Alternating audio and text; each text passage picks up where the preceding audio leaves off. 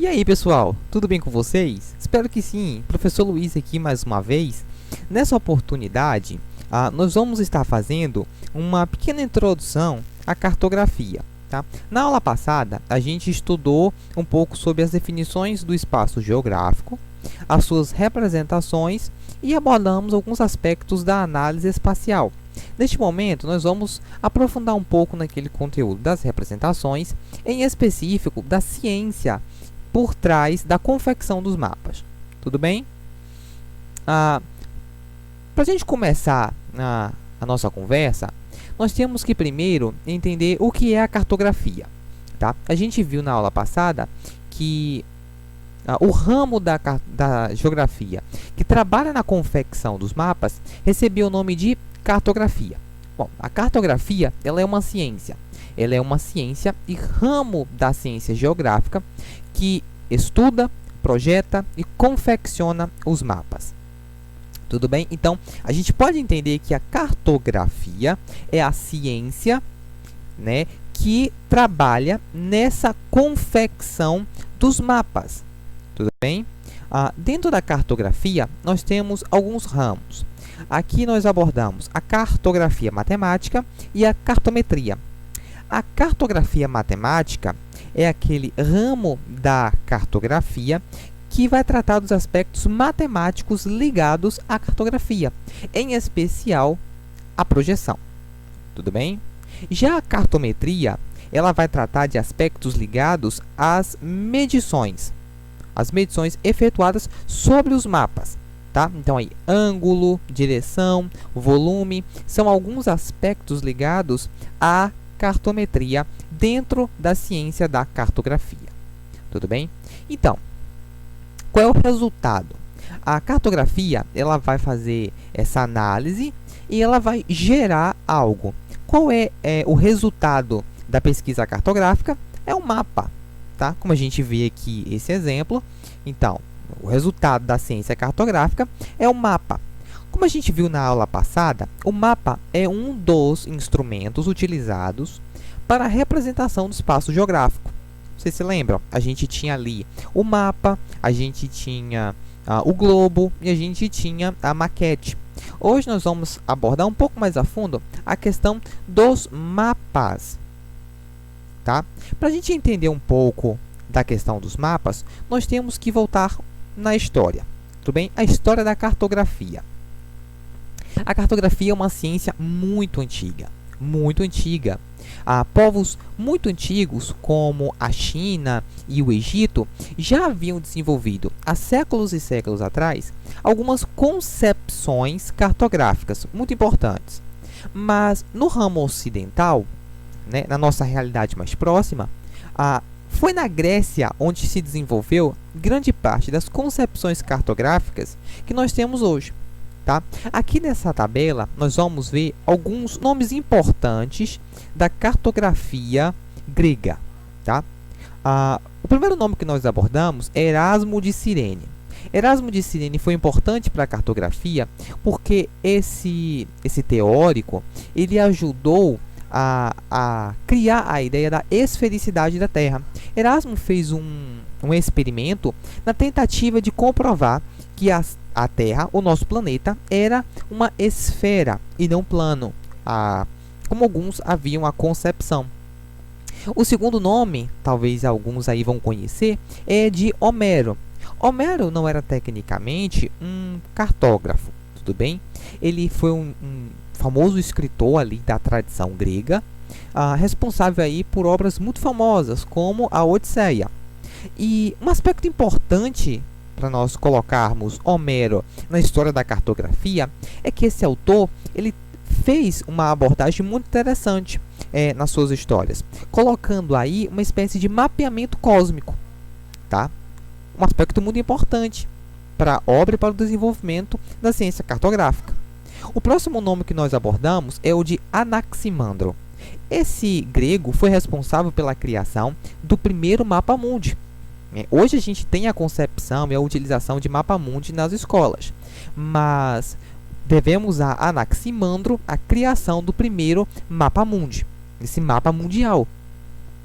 Hecateu de Mileto, ele é responsável pela primeira grande obra de geografia. Tá? E o próximo, Demócrito de Abdera, tem uma participação muito importante na ciência cartográfica, porque ele introduz a ciência cartográfica e geografia, os termos de latitude e longitude.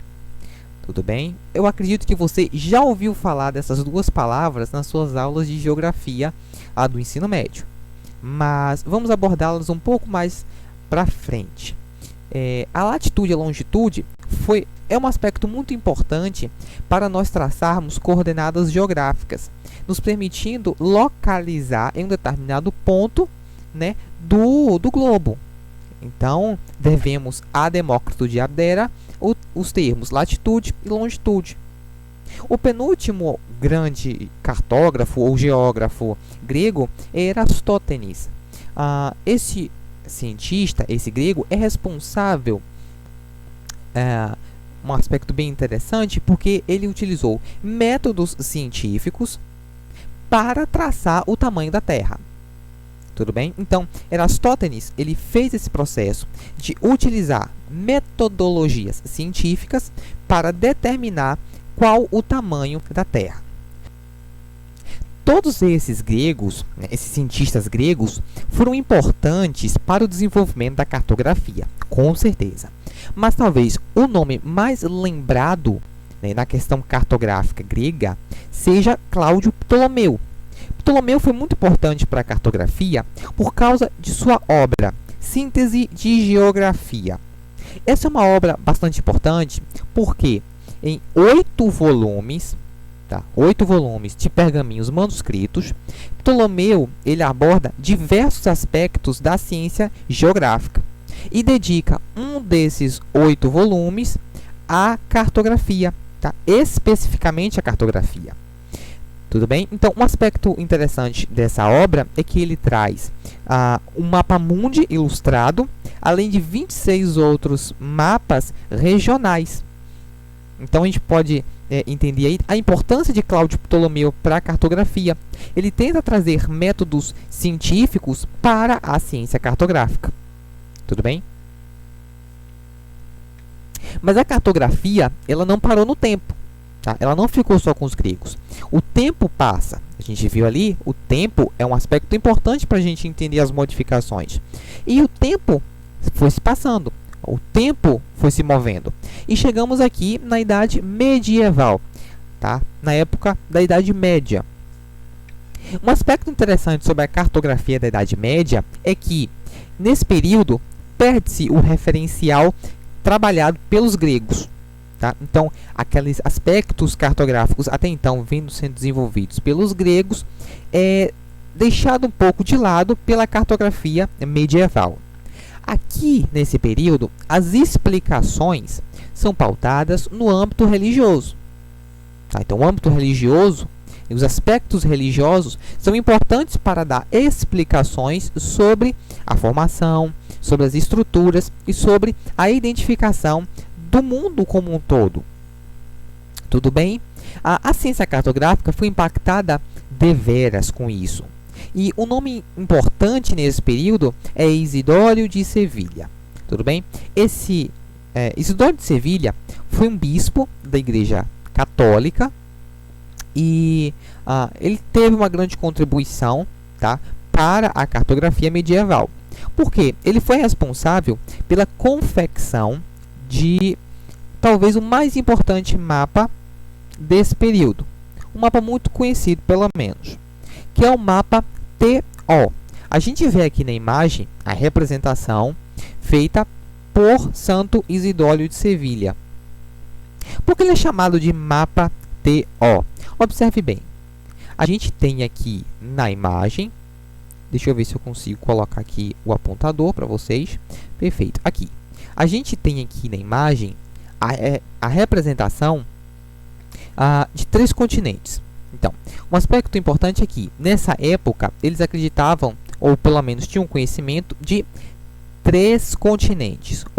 O continente asiático, aqui no topo da representação do mapa TO, a Europa e o continente africano, pelo menos a parte norte do continente africano. Por que ele recebe a denominação de TO? Vamos observar bem. Você vê que há um ponto, há umas linhas dividindo esses três continentes, formando um T.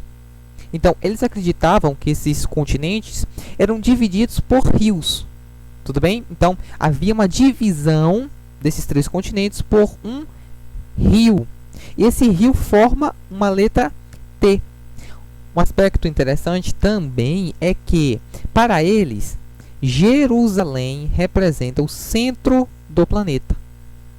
Então, aqui estaria Jerusalém e que o paraíso estaria aqui no continente asiático. A parte envolvendo os continentes formam um O. Esse aspecto envolvendo os continentes é o oceano, tá? Os oceanos, não é? Então a gente tem o T do rio dividindo os continentes e o oceano ou os oceanos, né? Dividindo, né? Circundando essa área de terra. Tudo bem? Aí a gente tem a representação medieval do planeta Terra. Porém, novamente, a cartografia moderna, ela rompeu com essas concepções medievais, tudo bem? Ela rompeu com essas concepções medievais e trouxe novos aspectos para a cartografia, tá? A gente está falando aqui lá de 1500, 1400, 1500, tá? E um aspecto muito interessante aqui é que houve, então, a abertura do Mar Mediterrâneo. Com essa abertura do Mar Mediterrâneo, deu-se início ao período das grandes navegações. Então, o mapa ele passa a ser um instrumento muito importante para esse período, uma vez que servia de instrumento de localização para esses navegantes. A gente tem aqui ao lado uma representação de um mapa desse período, né? Houve, então, a introdução de outros instrumentos de localização. Entre eles nós temos a bússola, o astrolábio e a rosa dos ventos. A gente já viu pelo menos aí a bússola e a rosa dos ventos como instrumentos de localização que são utilizados até hoje.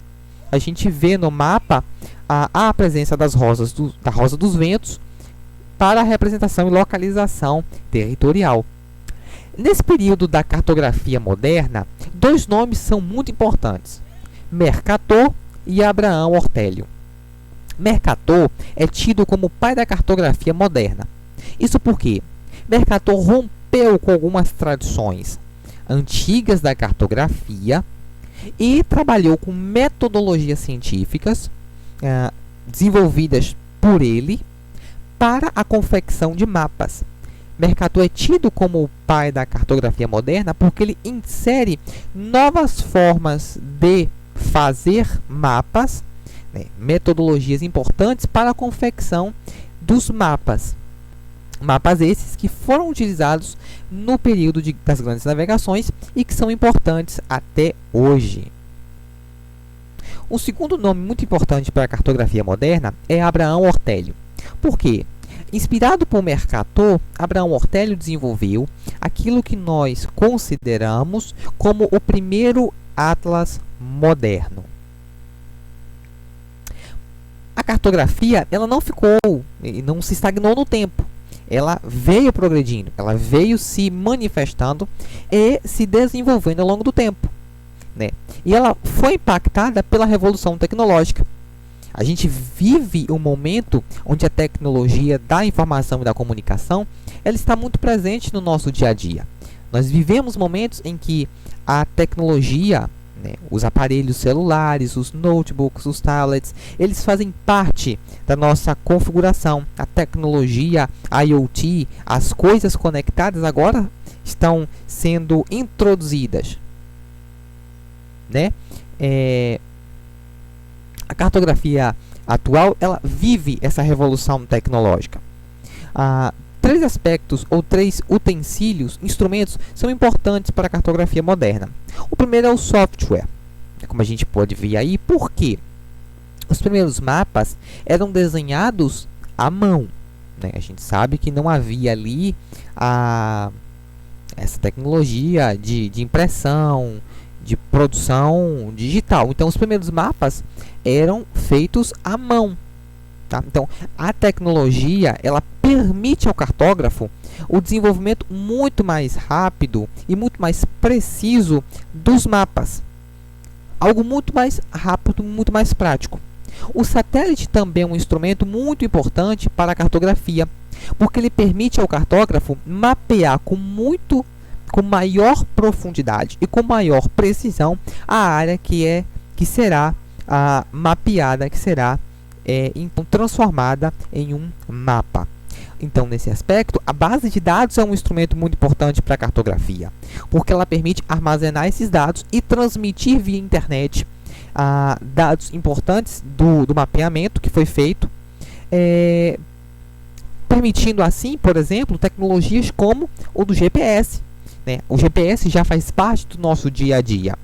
Quem aí já não utilizou alguns aplicativos para você se deslocar no trânsito, saber onde fica uma clínica médica, uma lanchonete específica que você quer ir, a casa de um amigo em determinada cidade, viajar para determinada cidade. Então, essa base de dados da cartografia, essa base de dados que a tecnologia nos permite, ela abre portas para a produção de tecnologias e para o desenvolvimento da cartografia, facilitando a produção e a distribuição desses conhecimentos produzidos pela ciência cartográfica. Como a gente viu na aula passada de representação do espaço geográfico, nem todo tipo de mapa é igual, nem todo mapa é igual, tudo bem?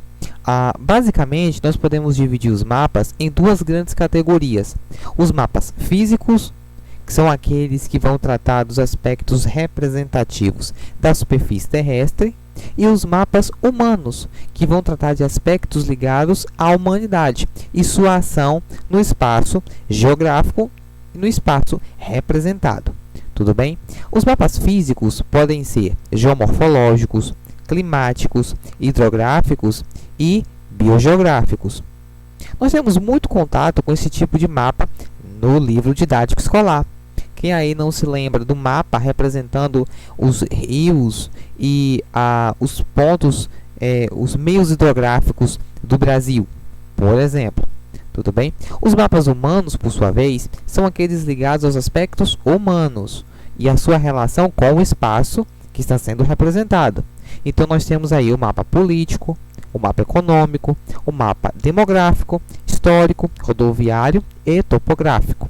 Aqui nas imagens, nós temos a representação de um mapa político em cima, né, a primeira imagem, representando aí os Estados Unidos da América, em suas divisões por estado.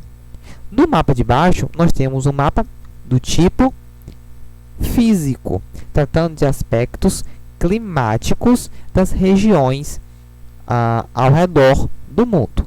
Tudo bem? Então, como a gente pode entender o mapa? Tá? Existem alguns elementos que vão compor a maioria dos mapas. São elementos que vão estar constantes nos mapas que a gente vai ter contato. Então, quais são esses elementos? A gente tem aí o título, a legenda e a escala. Vamos tratar desses três. Tudo bem? Aqui nós temos a representação de um mapa que eu fiz para um projeto da universidade, para uma disciplina específica, abordando a taxa de contaminação do Covid-19 pelos estados brasileiros. Tá? Então, nós temos aqui alguns elementos que são necessários para esse mapa, para compor esse mapa. A gente tem aqui, então, a representação. Deixa eu ligar o ponteiro para ficar melhor. Nós temos aqui a área representada, tudo bem? A área que está sendo representada. E quais são os elementos constitutivos de um mapa? Primeiro, nós temos aqui o título, tá? Que é essa informação aqui em cima. O título vai trazer algum aspecto referente ao que o mapa quer tratar. Tudo bem? No caso aqui, é o Covid-19 no Brasil, a taxa de contaminação em cada estado. Tudo bem? Então, esse é o título. É o primeiro elemento constitutivo do mapa. O segundo elemento é a legenda. tá? Eu coloquei aqui um pouquinho ampliada, tá? Eu recortei a imagem. O que nós temos aqui? Nós temos algumas informações referentes ao que essa imagem está tratando, ao que essa determinada área está tratando. No caso aqui, essa legenda vai especificar os números de casos contidos naquele dia em específico que o mapa foi composto. Então, nós temos aqui os estados na ordem decrescente. Então, com a maior taxa de infecção para a menor taxa de infecção. E nós temos, então, a escala. A escala é um elemento muito importante para a composição do mapa. Como a gente viu, nós estamos tentando representar uma área tridimensional e uma área bidimensional. E muito mais do que isso, nós estamos tentando representar uma área muito grande. Em alguns aspectos, por exemplo, para a representação de um estado, de um país, ou mesmo de todo o globo, é necessário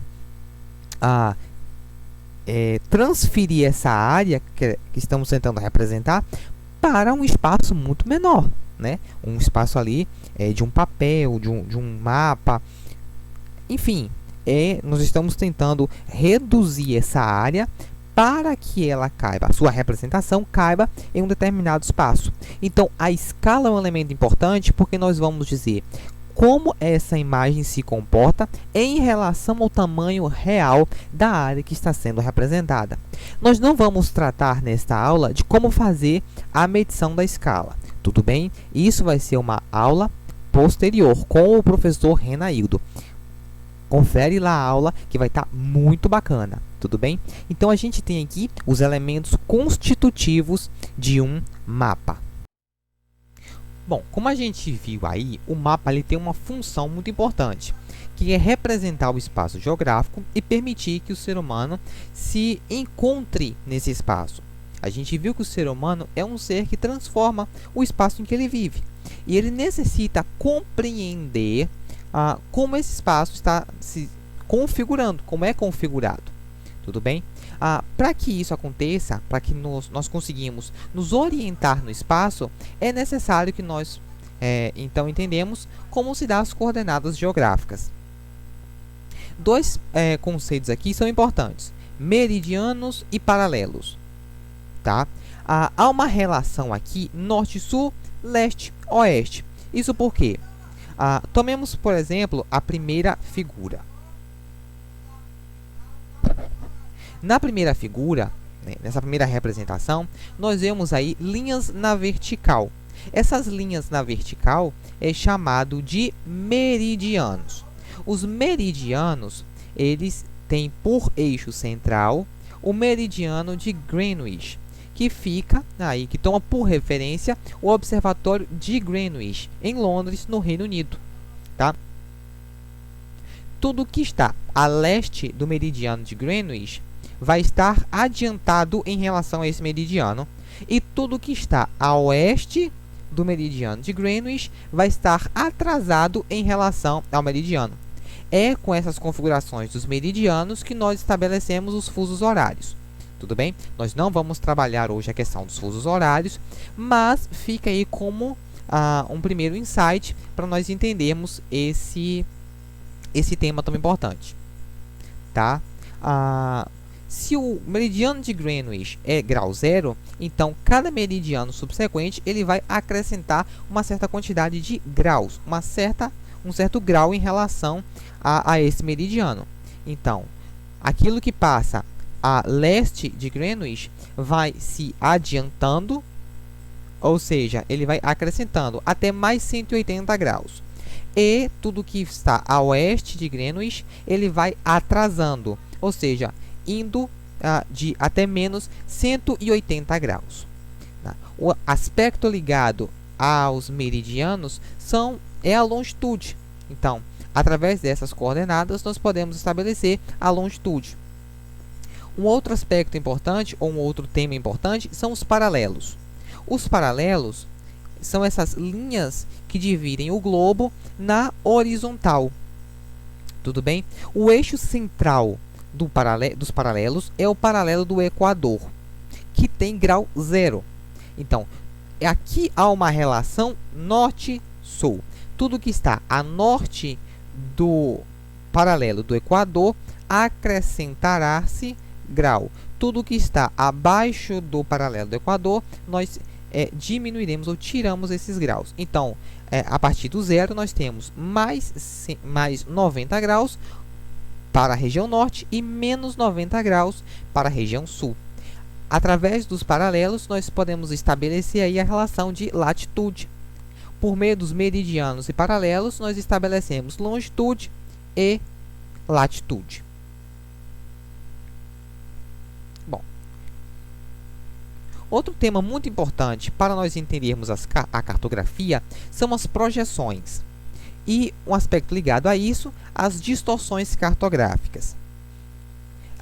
Nenhuma representação cartográfica ela é perfeita em si. Nenhuma delas. Tudo bem? Todas elas vão ter certas distorções. Por que isso acontece? Nós estamos trabalhando com o globo terrestre, tentando fazer uma representação de um plano tridimensional, né, de um globo, para um plano bidimensional, para o papel, ou para o celular, ou para qualquer outro mecanismo de representação bidimensional. Então, estamos tentando inserir uma área 3D em um plano 2D. Nesse transladar do tridimensional para o bidimensional, ocorrem distorções. Nós vamos ver um pouco mais na frente por que isso acontece. Mas há esse aspecto da distorção. Nenhum mapa consegue ser 100% fidedigno à área que ele estava tentando representar.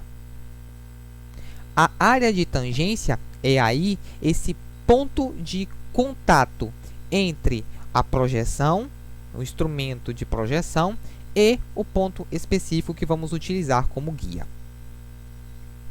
A primeira projeção que nós vamos trabalhar é a projeção cilíndrica.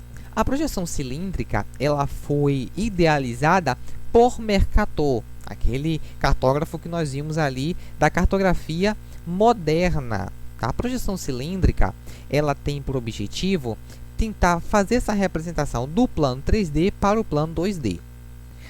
Qual aspecto? Por que ela é chamada de projeção cilíndrica? Como nós podemos observar aqui, nós temos o globo terrestre. Essa linha do meio é a linha do Equador. Pense, nós temos o globo terrestre e nós vamos envolver esse globo em um cilindro. Depois nós tentamos pegar esse globo e projetá-lo em um plano bidimensional, gerando, portanto, essa representação. Porém, como nós vimos, ela não é perfeita. Ocorrem aí algumas distorções. Então, qual distorção? No caso da projeção cilíndrica, o eixo principal, né, representação, é o paralelo do Equador. Então, tudo que está próximo ao paralelo do Equador vai manter forma e tamanhos mais próximos da realidade. E tudo que se distancia do paralelo do Equador tende a ter a sua forma mantida, mas a sua área distorcida. A segunda projeção que nós podemos trabalhar aqui é a projeção cônica. A utilização de um cone para tentar representar o plano tridimensional no plano bidimensional. Como a gente pode ver aqui, ele toma como área de tangência uma linha próxima aos polos. Então, tudo que está próximo aos polos vai ter suas formas e tamanhos mantidos. E tudo que está longe desse polo tende a se distorcer. A terceira projeção utilizada é a projeção plana ou azimutal. Nesse caso, não há uma área de tangência fixa, mas há a utilização e o mapeamento de uma área em específico, que nós tentamos, então, transferir ou adaptar do plano tridimensional para o plano bidimensional. A cartografia é uma ciência muito complexa, rica em seus conhecimentos e produz muita coisa para a sociedade moderna. Nesse momento, nós vamos tentar trabalhar com algumas questões referentes a esse tema. A primeira questão que nós vamos trabalhar é a questão 8 do Enem de 2016, na segunda aplicação. Tudo bem? Como a gente vê aqui na imagem, há uma representação de um mapa. Há aqui um mapa. E o enunciado diz o seguinte: a projeção cartográfica do mapa configura-se como hegemônica desde a sua elaboração no século XVI. A sua principal contribuição inovadora foi... Então, nós temos a letra A, redução comparativa das terras setentrionais. B, manutenção da produção real das áreas representadas. C, consolidação das técnicas utilizadas nas cartas medievais. D, valorização dos continentes recém-descobertos pelas grandes navegações. Ou E, adoção de um plano em que os paralelos fazem ângulos constantes com os meridianos. Então, nesse momento, pause a aula e tente responder a questão. Tudo bem? Então, nesse momento, você pode pausar. Pronto. Conseguiu? Então, qual a resposta? Bem, a resposta aqui é a letra E.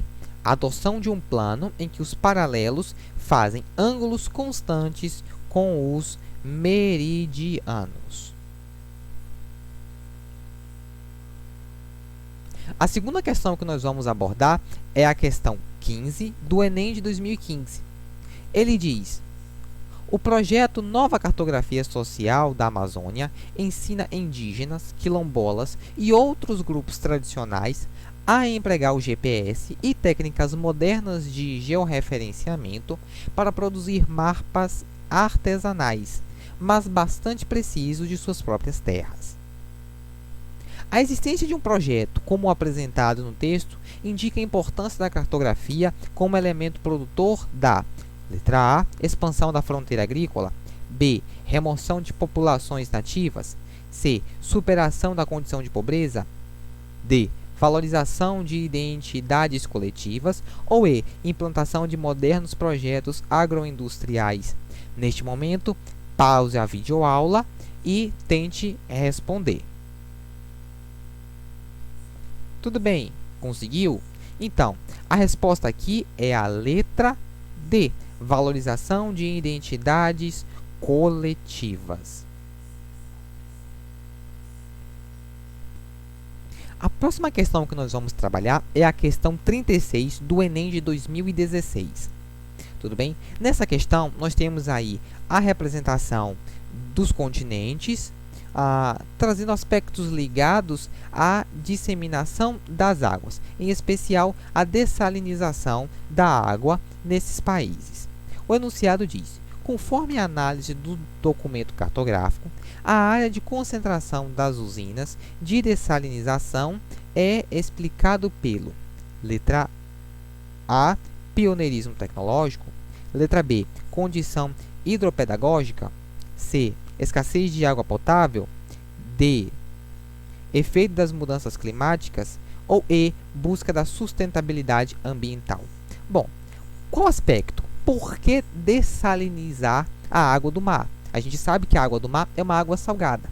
E o processo de dessalinização é o processo da retirada do excesso de sódio dessa água ou de outros minerais da água para torná-la potável, aquilo que nós chamamos de água doce. Então, por que um país ela trabalharia num processo de dessalinização, da retirada do excesso de sal da água do mar? Bom, o primeiro diz pioneirismo tecnológico. É só por pioneirismo tecnológico? A gente deve observar, então, condição hidropedagógica, as condições de trabalhar com a água, o entender como trabalhar com a água.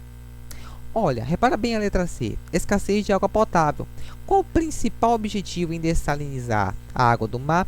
É, então, obter água potável. Então, um país ele vai tentar dessalinizar a água do mar no objetivo de conseguir água potável. Então, o aspecto aqui, A resposta aqui é a letra C, escassez de água potável.